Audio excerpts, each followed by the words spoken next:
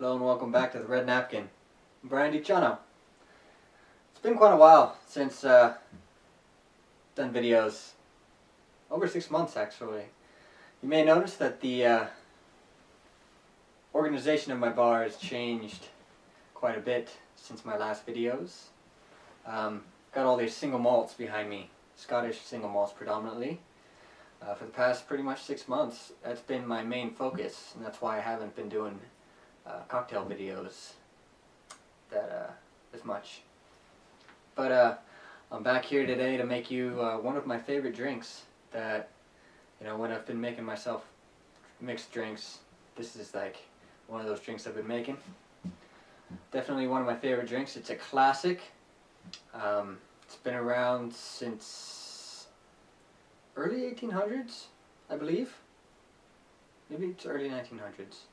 Anyways, dates are, especially in the cocktail world, dates are very, lost most of the time. Anyways, the classic Daiquiri, invented in Santiago de Cuba by, the legend has it that it was invented by a bartender named Constantino Ribalagua, and he used their local made rum and limes and some sugar and created one of the greatest drinks ever. It's like the simplest drink pretty much, but one of the greatest. So here we go. I'm not going to be using a Cuban rum because, well, I'm in America and we can't get Cuban rum, but I am going to use this rum here, El Dorado. It's a 3-year-old rum, cask aged, 3 years old. It is clear, as you may be able to see.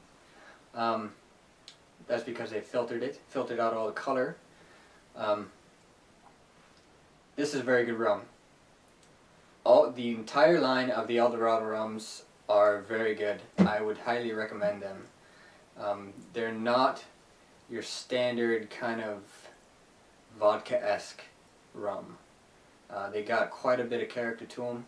I've had this 3-year-old rum, the 5-year-old rum, which is also very good. I have yet to try the 12-year and 15-year, but I do have the 21-year, which is fantastic. It's the best rum I've ever had.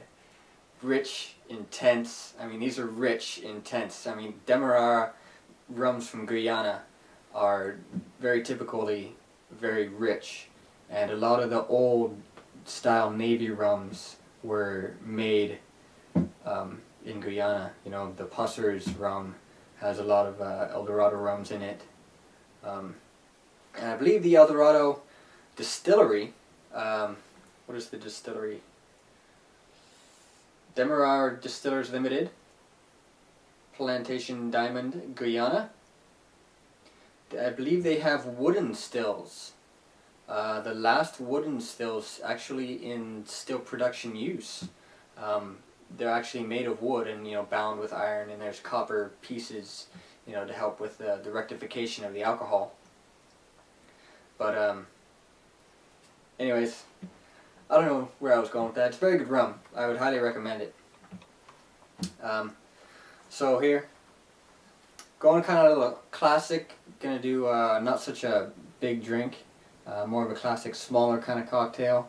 I'll start with 1.5 ounces of El Dorado, 3-year-old rum. And let me mention actually some other rums that you could use if you can't find this. It took me, I found this just kind of by chance, I guess. And I believe only one place carries it around here, but I won't buy anything else for, gosh, I'm messing up right now. Doesn't matter. Who cares? Other good rums, Appleton from Jamaica. Those are also very good rums. A little more banana in those Appleton rums. What else? New Orleans rum. If you ever find New Orleans rum, their rum is also very, very characterful. Very unique. Also has quite a bit of banana about it. Kind of like a baked or candied banana maybe. But I guess I'll start making the drink for you. because I'm thirsty. So here we go, doing 1.5 ounces of this El Dorado rum.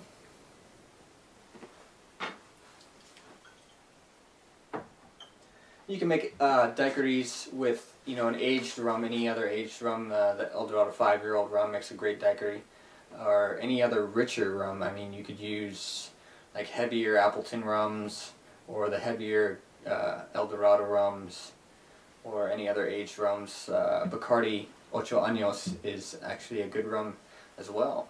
So, and here I have 3/4 of an ounce of fresh lime juice. Starting my sour balance with that. The drink daiquiri, I find the best balance to be at about 2 parts rum to 1 part lime juice and 1 part sugar syrup. And the sugar syrup I'm going to be using today is raw sugar syrup. I like to use a raw sugar syrup because it has a little more flavor than your standard white or, you know, bleached, basically sugar. It pretty much extracted all of the molasses out of it to become, you know, the white standard, you know, kitchen cooking sugar that you normally use. This will have, you know, a little more of those flavors, a little more complexity about it. That's why I like to use it. And I'll use that same amount as the lime juice that I made, or put in here, 3/4 of an ounce. Gives my 2:1:1 ratio. And I'll simply, you know, just add ice onto this, and I'm going to be serving it up. You can serve this on the rocks, or don't blend it. Please do not blend this. It's not a blended drink. It's not a slushy. It's a cocktail, you know? It's a little more refined. So I'll just add some ice onto here.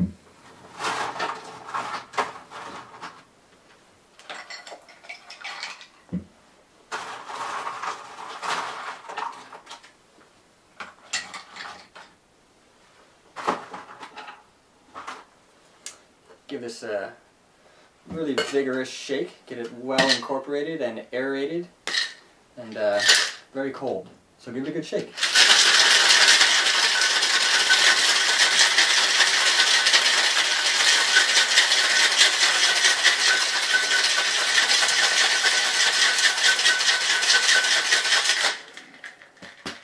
Probably good there.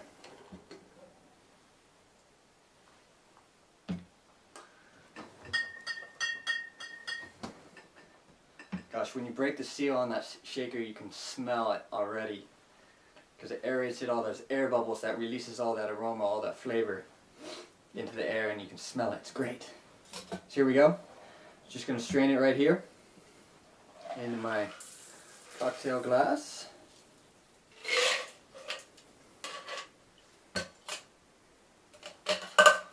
Very simple, very elegant.